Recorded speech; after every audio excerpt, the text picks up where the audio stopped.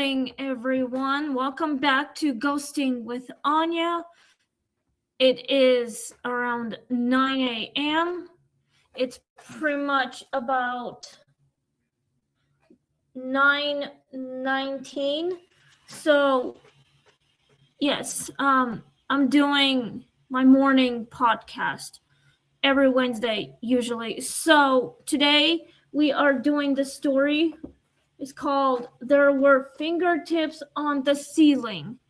That's the new one. I hope you guys love the story because today my boyfriend and I are going out of town. So we are going back to my hometown and we are going to hang out with my friend. We're picking her up at the bowling alley. It's the same one that I went to when I was younger. I used to go down there after work and hang out, do some, practice. We did Special Olympics back in the day when I was in school. And after I graduated high school, I still went to the bowling alley. And I used to go there all the time, close practice, during practice, just whenever, because I felt like hanging out there. So, anyway, tomorrow we will be driving all the way to Broadwater to see my sister-in-law, her husband, and 2 children and little puppies. So, yeah.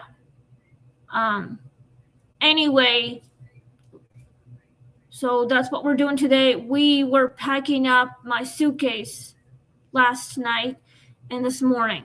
So we are just going to load up the car and make the copy of the key to our apartment for our friend. His name is Ndile. So he's just going to come to our house and get his food. And my father-in-law is coming to look after our little kitty. She's sad because her mommy and daddy are going out of town for a couple of days. So, yes. So that's why I'm here, doing this podcast in the morning, and around 2 in the afternoon, that's when my boyfriend comes and picks me up. So we're going to be on the road when he picks me up, when he gets off work. He works from home, and his job is to assist people. He works with the Marriott. He is like an assistant. I mean, he's going to be doing the same job, but he's going to make more money. So hopefully me doing this podcast can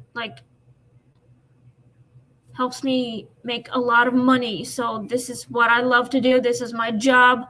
So I am willing to commit to this podcast that I am working on. So anyway, let's get started on this ghost story.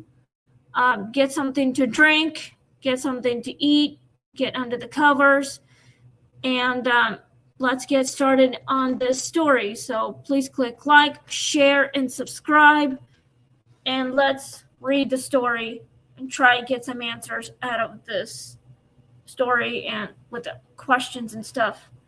So let's get started now. There Were Fingertips on the Ceiling, Season 4, Episode 89. Anya noticed the marks one morning while making coffee, small dark smudges on the ceiling shaped like fingertips, pressed upward from below. They weren't there the night before. It's a little strange, but hey, it's not really about me. I don't drink coffee. I drink tea. So black tea, it's classic. I don't put anything on my tea, just black tea. hot water, and that's it. Let's continue on. Each day, more appeared, some clustered together, others dragged as if something had slipped. She scrubbed until her arms ached, but by morning the marks returned, deeper this time. That's even stranger. I just hope that this story doesn't literally kind of affects me, because this story is not really about me. It's a ghost story, and I just hope you guys are, listening very carefully. If you think this is scary, that's totally okay with me. So let's continue on. At night, she heard soft thumps above her bed, gentle pressure testing the ceiling, bowed slightly, responding to weight it shouldn't bear. When a hand finally broke through, it didn't grab. It rested there, palm open, waiting. Wow. That is so strange. I hope you guys are shocked as I am. And now we're doing questions. So, what have we learned all about this? The story is kind of strange, like when the fingertips literally show up on your ceiling one morning as you're getting coffee, just getting ready for the day. And let's find out with the questions. And I'll try my best to answer them. So question number 1, I hope all of you are literally listening very carefully. Chris, I hope you're doing the same thing as you're doing your job right now.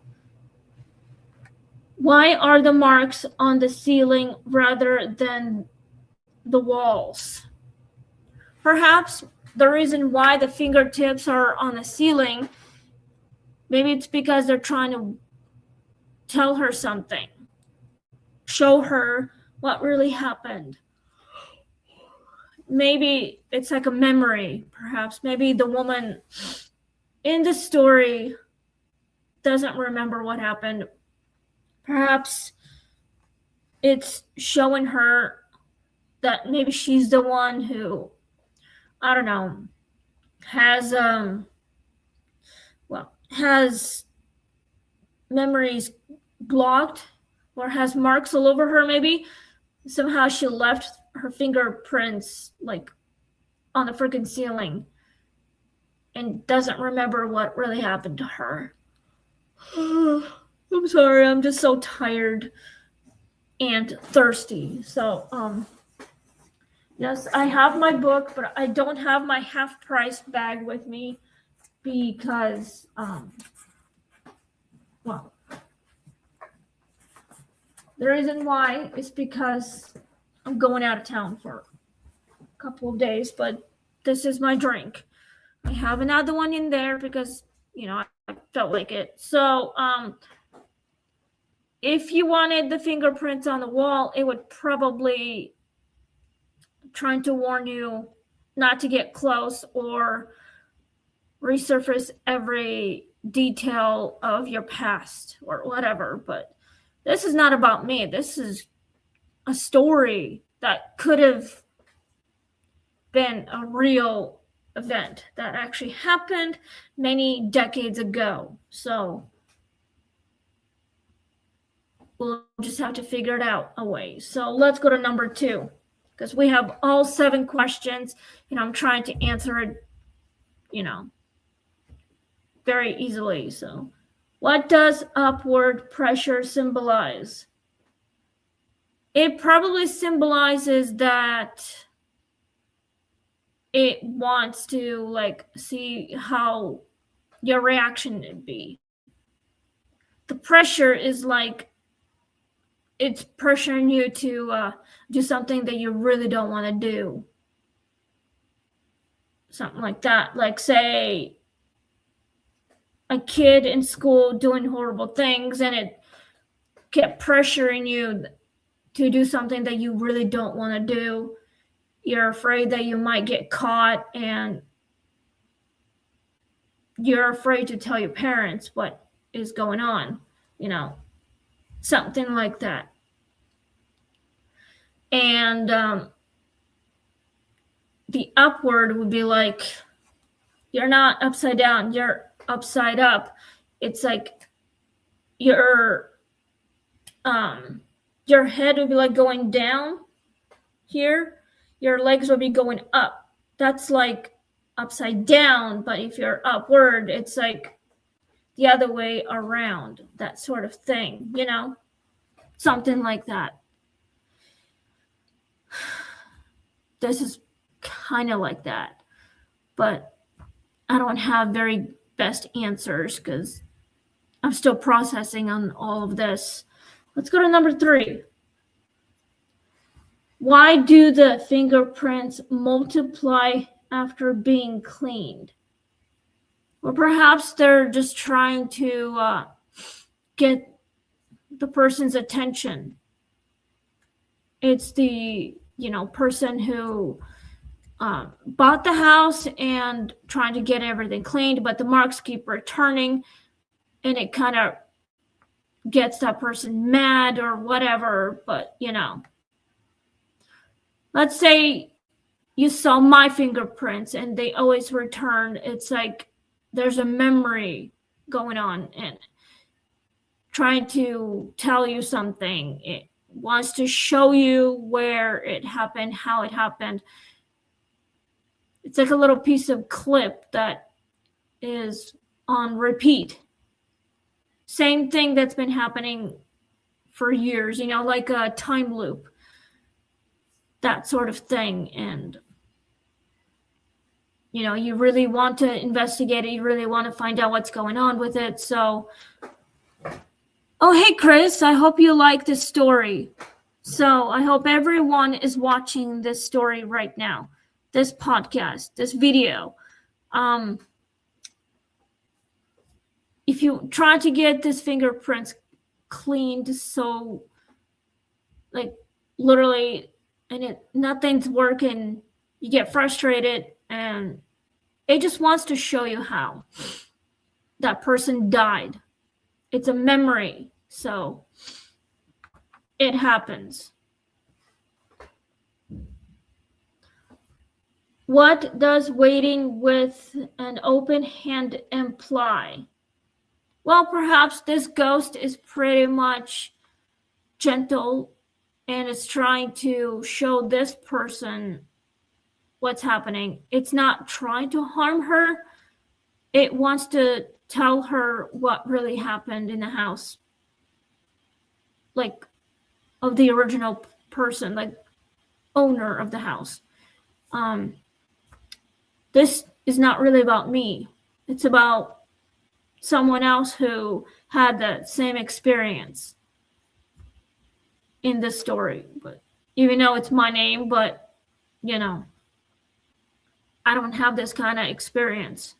But I'm working on that, getting all the information, something like that. Well, I have to investigate a lot, especially all of the houses and a lot of memories I'm trying to dig through. But you have to go deeper. If you want to be brave enough, you have to face it somehow. I probably would.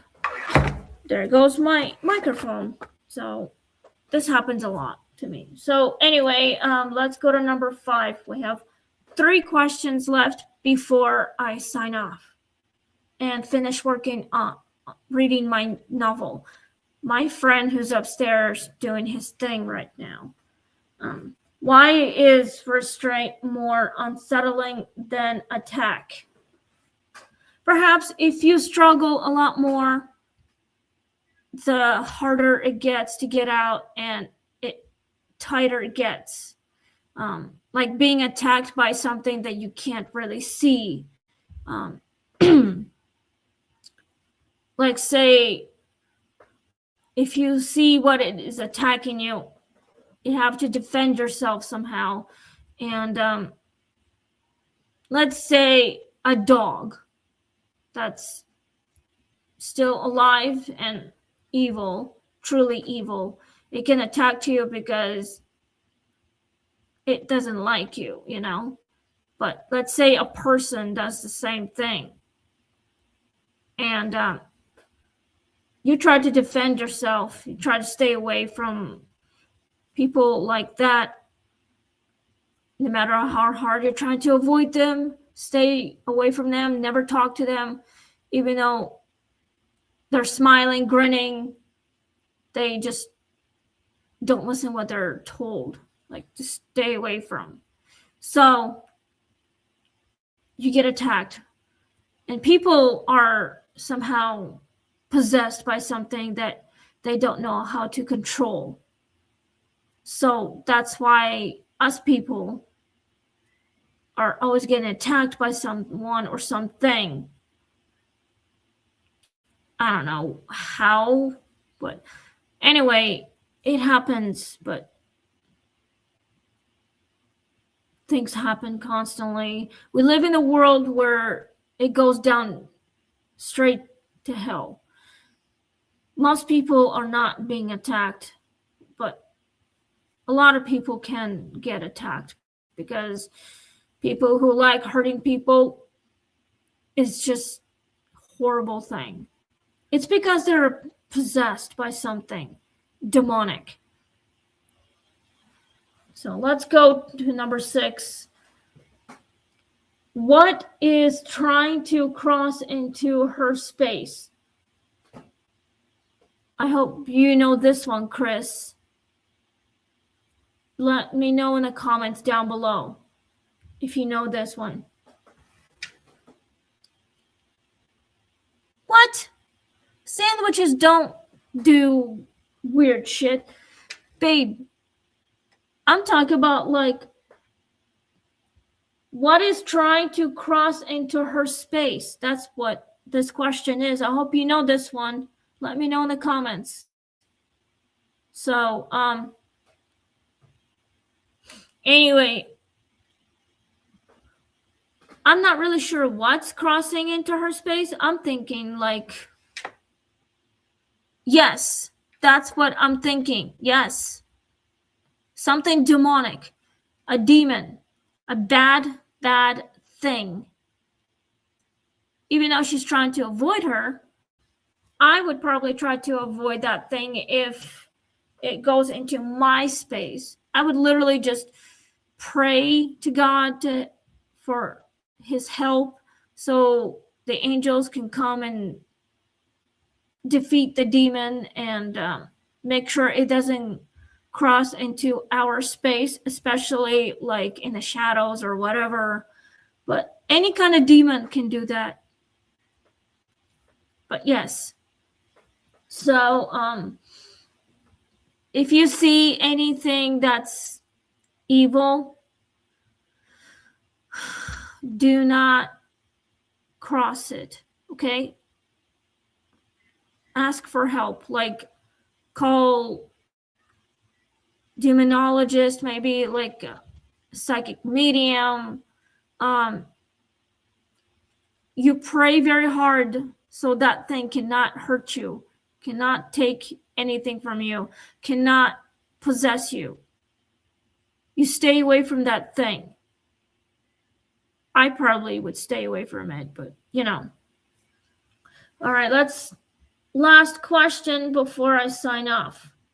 Our next one is going to be next week. So this is my last question for anyone who would like to leave me a comment. Would fear be easier if something finally grabbed her? Yes, it can be. Fear is part of survival. And if you're afraid of something that can grab you, you have to figure out a way to get rid of it. You have to figure out a way how to get away from it. Fear is part of survival. Our memories are a part of us too. So things happen a lot. So anyway, this happens a lot. So if you have something that can try to grab you, you clearly scream as loud as you can and call for help. Literally. Pray as hard as you can. Don't do not literally never give up on anything. You can investigate it, but be brave enough to defeat this thing. Demons can be very bad, and yes, they are from underworld. It's because of Lucifer. So what I want everyone to do, as everyone that's listening to this podcast right now, pray as hard as you can. Never ever invite anything that's demonic. Never ever do that. Don't mess with anything that can be invited, because it pretends to be someone that you lost. Don't listen to it. Seriously, don't. Pray as hard as you can. So God can send angels to protect all of us. I pray for my friends and family to make sure they're not being taken away from something that's demonic. I mean, I was talking to my friend yesterday on email, and she said that she lost her mom 6 years ago, and she's very sad, and she took it very hard when she found out she lost her mother. So I'm praying for her still, and I'm pretty sure her mother is watching over her from beyond the grave. She's in heaven now, but I'm still praying for her. So I'm praying for Lisa. I'm praying for my friend Jessica Ann Wilcox. She's one of my best friends, and if she ever needs me, she can always give me a phone call or text, email me. She can text me on TikTok, on Instagram. If she wants to see my podcast videos, she can always leave me a comment down below. So anyway, we are out of time. So next week we are doing story number 90.